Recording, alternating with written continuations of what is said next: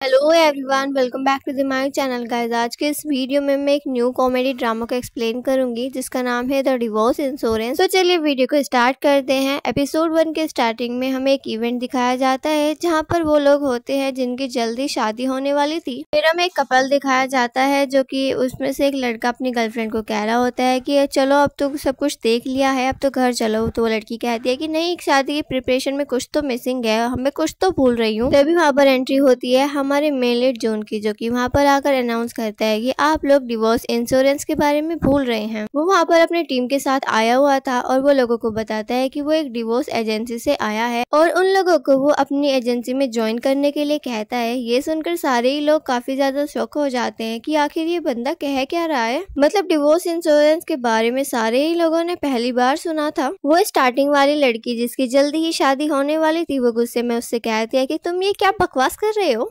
Divorce के बारे में तुम बात भी कैसे कर सकते हो। यहाँ पर सारे ही वो लोग हैं जिनकी जल्दी शादी होने वाली है और वो अपनी हैप्पी लाइफ की विश करते हैं। और आखिर डिवोर्स इंश्योरेंस क्या है, जिसके बाद जून बताने लगता है कि कैसे ही सारे लोगों का डिवोर्स होता है और शादी से ज्यादा तो दुनिया में डिवोर्स ही होते हैं। वेल, क्या आप 100% श्योर है कि आपकी शादी होने के बाद कभी भी आपका डिवोर्स नहीं होगा? और भला डिवोर्स इंश्योरेंस क्यों नहीं हो सकता, जबकि लाइफ इंश्योरेंस हो सकता है, डेथ इंश्योरेंस हो सकता है, तो फिर ये क्यों नहीं हो सकता? और जाहिर सी बात है कि अगर दुनिया में शादी हो रही है तो कहीं ना कहीं डिवोर्स भी हो रहा होगा। डिवोर्स एक एक्सीडेंट की तरह है। अगर आप हमें ज्वाइन कर लेते हो और अपना डिवोर्स इंश्योरेंस करा लेते हो तो आप एलिमनी पे करने से बच जाएंगे। उसकी ऐसी बातें सुनकर जनता काफी ज्यादा भड़कते हुए उसे मारने लगती है, जिसके बाद उसकी टीम को अपनी जान बचाकर वहाँ से भागना पड़ता है। वो लोग एक टेबल के नीचे जाकर छुप जाते हैं और देख रहे होते हैं कि कहीं वो लोग फिर से मारने के लिए तो नहीं आ रहे। फिर जिनमिन जुन को देखकर कहता है कि मैंने तुमसे पहले ही कहा था कि ये प्लान वर्क नहीं करने वाला, लेकिन तुम मेरी बात सुनते ही कहाँ पर हो। तो जुन उन्हें समझाते हुए कहता है कि मैंने कहा था ना, ये काम वर्क करेगा, बस तुम्हें हार्ड वर्क करते रहना होगा। और यहाँ हान दियोल और योंग उन दोनों को लड़ते हुए देख रही थी। तभी वहाँ पर वही लड़की आती है जो कि इन लोगों पर चिल्ला रही थी।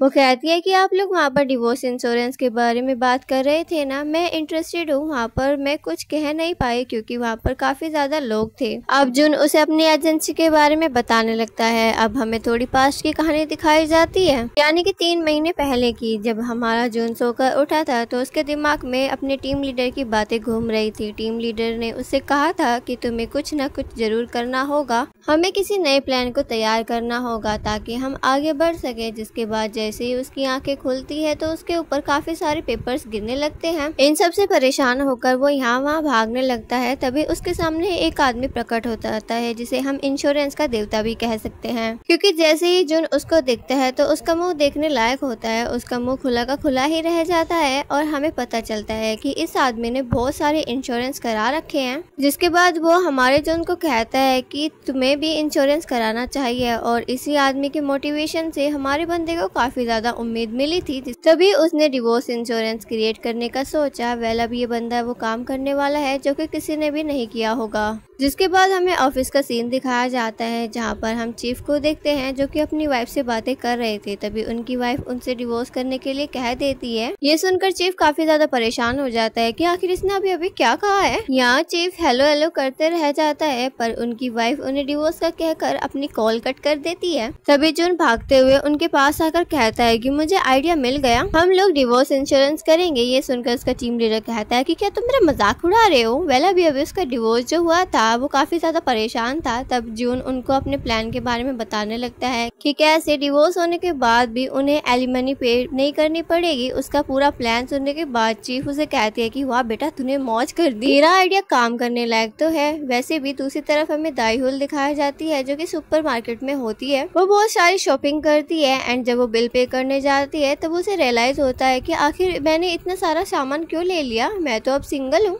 जिसके बाद वो वापस जाकर उस सामान को वापस रखने लगती है और एक जगह पर खड़े होकर कुछ सोच रही थी, जिस चीज से हम ये समझ सकते हैं कि इसका भी डिवोर्स हो चुका है और ये काफी ज्यादा परेशान भी है। सीन यहीं पर कट हो जाता है। नेक्स्ट सीन में हम जून को देखते हैं जो कि काफी ज्यादा मेहनत करके एक प्लान रेडी करता है। क्योंकि उसे कल प्रेजेंटेशन जो देनी थी। नेक्स्ट मॉर्निंग हम उसे ऑफिस में देखते हैं जहाँ पर वो सारे ही लोगों के सामने अपने प्रोजेक्ट के बारे में बता रहा था। जुन यहाँ पर बता रहा था कि कैसे अब इस दुनिया में डिवोर्स की संख्या काफी ज्यादा बढ़ गई है। तभी यंग नाम की लड़की कहती है कि मेरा इस इंश्योरेंस से क्या लेना देना यार, मैं तो कभी शादी ही नहीं करने वाली, मैं तो सिंगल ही रहूंगी हमेशा। फिर जुन कहता है कि हो सकता है कि तुम्हारी फैमिली के किसी और मेंबर के काम आ जाए। तभी जिनमिन वहाँ पर कहता है कि तुम्हें क्या लगता है कि तुम्हारा आइडिया काम करेगा? अगर तुम्हें लगता है कि एक प्रोजेक्ट वाकई काम करने लायक है तो हमें प्रूफ चाहिए। उसकी बातें सुनकर सारे ही लोग हैरान होकर जुन की तरफ देखने लगते हैं। मतलब इस बेचारे को अब प्रूफ भी करना पड़ेगा।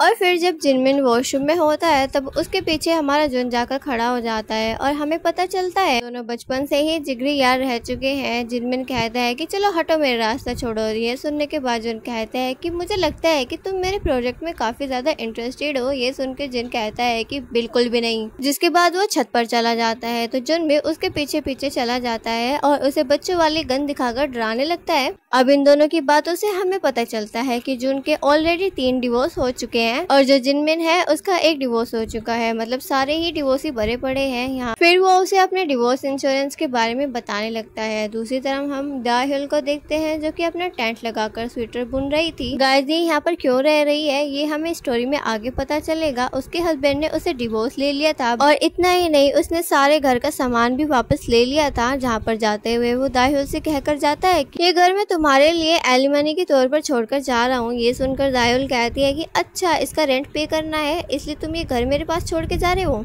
और कहती है कि तुमने मेरी मॉम से जितने भी पैसे लिए थे मुझे वो वापस करो। ये सुन के वो कहता है कि मेरे पास कोई भी पैसे नहीं है और मैं बाद में पैसे दे दूंगा। और वो यहाँ पर एक वर्ड कहती है जिसके बाद वो अपनी मिस्टेक को ठीक करने लगती है। और ये देखकर उसका हस्बैंड फिर से कहता है कि मतलब उसका एक्स हस्बैंड कहता है कि तुम कभी भी सुधरने वाली नहीं हो। जिसके बाद वो हमारी दाहिल को वहीं पर छोड़कर चला जाता है और दाहिल परेशान हो रही थी कि अभी अभी इसने क्या किया। बस हाँ, दाहिल की इतनी सी ही कहानी थी। दूसरी तरफ हम जुन और जिन को एक साथ देखते हैं जो कि आपस में बैठकर बातें कर रहे थे। और इधर जुन जिनमिन को अपने प्रोजेक्ट में शामिल होने के लिए कहता है। जिसके बाद जिन उससे पूछता है कि ठीक है, पर पहले तुम मुझे अपनी तीनों वाइफ के बारे में बताओ, तुम्हारा उनसे डिवोर्स क्यों हुआ था। ये सुन के जुन उसे बताने लगता है कि मेरी पहली वाइफ और मेरा शादी को देखने का नजरिया अलग था और मेरी दूसरी वाइफ और मेरा दुनिया को देखने का नजरिया अलग था और तीसरी वाइफ और मेरा तो क्या ही बताऊं यार, हम दोनों की लाइफ स्टाइल ही डिफरेंट थी। लाइफ को लेकर हमारे नजरिए अलग अलग थे, इसलिए मेरा डिवोर्स हो गया। ये सुन के जिमिन उससे कहता है कि शादी को लेके अलग अलग नजरिया, इसका क्या मतलब है? क्या वो ओपन मैरिज चाहती थी? जुन जैसे ही हाँ भरता है तो हमारे जिमिन के मुंह से तो ड्रिंक की बाहर निकल जाती है। जिसके बाद वो कहता है कि तुमने क्या कहा, यहाँ कोई हॉलीवुड है क्या? तो जिमिन कहता है कि ठीक है भाई, मेरा तो हो गया, अब भाई तुम मुझे अपने बारे में बताओ। जिसके बाद वो अपने सर के ऊपर प्यारा सा हार्ट बनाकर कहता है कि हम दोनों बेस्ट फ्रेंड है ना। फिर जिमिन उसे देखने लगता है कि आखिर ये कर क्या रहा है। फिर जिमिन उसे बताता है कि मेरी वाइफ एक डिजाइनर थी और वो हमेशा अपना काम करती रहती थी, पर मैं घर को गंदा करता था। इस चीज से परेशान होकर उसने एक बार मुझ पे काफी ज्यादा चिल्ला भी दिया था और इस सबसे परेशान होकर मैंने घर छोड़ दिया था। ये सुनकर जुन कहता है कि क्या तुम बेवकूफ हो, ऐसा कौन करता है? इसके बाद हम योंग को देखते हैं जो कि अपनी दोस्त से मिलने के लिए आती है, यानी कि हान देओल ही उसकी दोस्त है। और उन दोनों की बातों से हमें पता चलता है कि जल्दी हान देओल भी उसी के साथ काम करने वाली है, उसी की कंपनी में। फिर योंग उसे एडवाइस देती है कि तुम्हें थोड़ा अपना ड्रेसिंग स्टाइल चेंज करना चाहिए और तुम हमेशा अपने फेस पर स्माइल बनाकर रखना ताकि तुम्हें कोई भी परेशान न करे। इसके बाद हान देओल जब अपने घर जाती है तो वो वहाँ पर बेड को रखा हुआ देखती है। उसे काफी ज्यादा गुस्सा आता है क्योंकि उसके एक्स हस्बैंड ने ही दिया था, इसलिए वो उसे उठाकर बाहर ले जाने लगती है। और दूसरी तरफ जुन ने काफी ज्यादा ड्रिंक कर ली थी तो वो रास्ते से जा रहा था। वेल हमारी हान देओल ने उस बेड को अपनी बैग पर कैरी कर रखा था, इसलिए उसकी शक्ल नहीं दिख रही थी, बस उसके पैर दिख रहे थे। तभी सामने से जुन देखकर कहता है कि क्या ये बेड चल रहा है, क्या इसके पैर हैं? तभी वो उसके सामने आ जाती है और उसे रास्ते से हटने के लिए कहती है। यहाँ पर जुन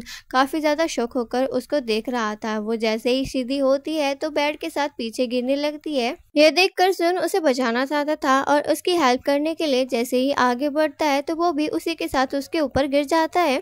तभी गलती से बालकनी में खड़ी हुई लेडी के हाथ से उनका ब्लैंकेट नीचे गिर जाता है, जो कि सीधा उन दोनों के ऊपर ही आकर गिरता है। अब सीन काफी ज्यादा रोमांटिक हो जाता है और सारे ही लोग इकट्ठे होकर उन दोनों की वीडियो बनाने लगते हैं और सिचुएशन काफी ज्यादा ऑकवर्ड हो चुकी थी, जिसके बाद ये दोनों उठ जाते हैं और नेक्स्ट सीन में हम इन दोनों को पुलिस स्टेशन में देखते हैं, जहाँ पर पुलिस ऑफिसर उन दोनों से कहता है कि तुम दोनों को खुले में ऐसा काम नहीं करना चाहिए। ये सुनकर जुन कहता है कि हम कुछ भी ऐसा वैसा नहीं कर रहे थे, मैं तो इसे जानता भी नहीं हूँ। तो वो भी कहती है कि हाँ ये सही कह रहा है, मैं तो इसे जानती भी नहीं हूँ, बस ये मेरे रास्ते में आ गया था। जिसके बाद वो दोनों ही बहस करने लगते हैं। यहाँ पुलिस वाला एक वर्ड कहता है, जिसके बाद जुन उसे करेक्ट करने लगता है। ये देखकर दायुल उसी की तरफ देखने लगती है, क्योंकि वो बिल्कुल उसकी तरह था। और फिर हमें एक फ्लैशबैक के थ्रू पता चलता है कि उसी सुपरमार्केट में हमारा जुन भी था। तभी सामने में खड़ी हुई दायुल को देखता है, जो कि रास्ते से हट नहीं रही थी। जिसके बाद वो उसके पास जाकर एक्सक्यूज में कहता है, पर वो रो रही थी, जिसे देखकर वो वापस मुड़ जाता है और दूर खड़े होकर कहता है कि वो बिल्कुल उसकी तरह है, जिसे मैं जानता हूँ। प्रेजेंट में जुन पुलिस स्टेशन से बाहर जाने लगता है, पर यहाँ पर दायुल अभी भी ऑफिसर से परमिशन ले रही थी। तो ये देखकर जुन वापस आकर उसका हाथ पकड़कर उसे भी पुलिस स्टेशन से बाहर ले आता है। बाहर आने के बाद दायुल कहती है कि अब तुम मेरा हाथ छोड़ सकते हो। और थोड़ी देर बहस करने के बाद वो दोनों डिसाइड करते हैं कि अब से वो दोनों एक दूसरे के रास्ते में कभी नहीं आएंगे और दोनों अलग अलग रास्ते की तरफ चले जाते हैं। नेक्स्ट मॉर्निंग हमारे डिवोर्स इंश्योरेंस टीम के लिए 2 बंदों की और जरूरत थी, जिसके लिए उन लोगों ने वैकेंसी डाली थी। तभी इनके पास इतनी सारी एप्लीकेशन आती है, जिसे देखकर वो काफी ज्यादा हैरान और शॉक हो जाते हैं। तो जुन कह रहा होता है कि क्या ये सारे लोग हमारे साथ काम करना चाहते हैं। जिनमिन कॉफी पी रहा था और इतने सारी एप्लीकेशन को देखने के बाद उसके मुंह से वो कॉफी बाहर निकल जाती है। और इतना ही नहीं, वो टीम लीडर उसी कॉफी को पी लेता है। मतलब यार कितना एनोइंग है। नेक्स्ट सीन में हम जुन को इंटरव्यू लेते हुए देखते हैं। वो बहुत सारे लोगों का इंटरव्यू लेता है, पर उसके कोई भी पसंद नहीं आता। तभी वहाँ पर योंग की एंट्री होती है, जिसे देखकर जुन कहता है कि तुम तो कभी भी शादी नहीं करने वाली थी ना, फिर तुम्हारा डिवोर्स से क्या लेना देना। ये सुनकर योंग कहती है कि कोई बात नहीं, मैं खुद से डिवोर्स ले लूंगी। ये देखकर जुन कहता है कि भला यार कैसे कैसे लोग रहते हैं। फिर इसके बाद एंट्री होती है दायुल की, जो कि अपना ड्रेसिंग स्टाइल बिल्कुल ही चेंज करके आई थी। उसे देखकर जुन उसके ड्रेस की तारीफ करता है एंड हमें दायुल को देखकर समझ आ रहा था कि वो अपने इस ड्रेस में बिल्कुल भी कंफर्टेबल नहीं है। एंड उसका रिज्यूम देखने के बाद जुन कहता है कि अच्छा तो तुम्हारा भी डिवोर्स हुआ है, इसलिए तो तुम उस दिन उस बेडशीट को फेंकने के लिए जा रही थी, और मेरे भी 3 बार डिवोर्स हो चुके हैं। ये सुन के हान देओल उसे कहती है कि तुम मुझे इस बारे में क्यों बता रहे हो। तो जुन कहता है कि डिवोर्स एक सेंसिटिव टॉपिक है, बस इसलिए। अब हान देओल उसे इंश्योरेंस के बारे में लंबे से स्पीच सुनाने लगती है, जिसे सुनने के बाद हमारा जुन इम्प्रेस कम बल्कि ब्लश ज्यादा कर रहा होता है। इसके बाद वो उससे कहता है कि तुम्हें सिलेक्ट किया जाता है। नेक्स्ट सीन में हम चीफ को देखते हैं, जो कि भागते हुए जुन के पास आते हैं और कहता है कि हमें जल्दी ही इस प्रोजेक्ट पर काम करने पड़ेगा, क्योंकि सीईओ की बेटी का भी डिवोर्स होने वाला है और इस कंपनी की वाइस प्रेसिडेंट भी जल्दी ही आने वाली है। ये सुन के जुन शॉक हो जाता है और कहता है कि आप फिक्र मत करो, हम बहुत ही अच्छे से काम करेंगे। नेक्स्ट डे हमें उनकी पूरी टीम दिखाई जाती है, जहाँ पर योंग को भी उन्होंने अपनी टीम में शामिल कर लिया था। फिर चीफ इधर बहुत ही ज्यादा खुश था। तभी हान देओल उन्हें बताती है कि वो एक स्माइलिंग नट है, मतलब कि इसे कोई भी परेशान न करे, अगर कोई करता है तो वो काफी ज्यादा बिगड़ भी सकती है। वाइस प्रेसिडेंट की बातें करते हुए वो लोग लिफ्ट में चढ़ जाते हैं, बट वो लिफ्ट चली नहीं रही होती है एंड थोड़ी देर बाद वो लिफ्ट नीचे गिरने लगती है, जिसे देखकर वो सारे ही लोग डर जाते हैं। तभी टीम लीडर वहाँ पे फाट मार देते हैं, जिसके बाद सारे ही लोगों की हालत काफी ज्यादा खराब हो जाती है। टीम लीडर उन सभी से माफी मांगने लगता है। तभी जिनमिन कहता है कि क्या अभी अभी आपने गैस लीक कर दी। थोड़ी देर बाद लिफ्ट का डोर ओपन होता है और वहाँ पर एंट्री होती है नारी की। नारी को देखकर सारे ही लोग शॉक हो जाते हैं, जिसके बाद नारी उन्हें बताती है कि वो ही नई वाइस प्रेसिडेंट है। तभी वो जुन को देखकर हाय करती है और टीम लीडर उससे पूछने लगता है कि क्या तुम दोनों एक दूसरे को पहले से ही जानते हो। तो नारी कहती है कि हाँ, मैं जुन की एक्स वाइफ हूँ। ये सुन के सारे ही लोग काफी ज्यादा शॉक हो जाते हैं। तभी जुन कहता है कि ये मेरी एक्स वाइफ नहीं है, बल्कि फर्स्ट एक्स वाइफ, मतलब कि उसकी पहले बीवी। और नारी भी उन लोगों के साथ ही काम करने वाली है। और इसी सीन के साथ हमारा ये वाला एपिसोड यहीं पर खत्म हो जाता है। गाइस, फर्स्ट एपिसोड देखने से लग रहा है कि कहानी काफी ज्यादा इंटरेस्टिंग होने वाली है। एंड अगर आपको वीडियो जरा भी पसंद आई हो तो प्लीज वीडियो को लाइक एंड कमेंट करके जरूर बताएं एंड चैनल को सब्सक्राइब करना ना भूलें। मिलते हैं तब तक का नेक्स्ट वीडियो में। Thanks for watching.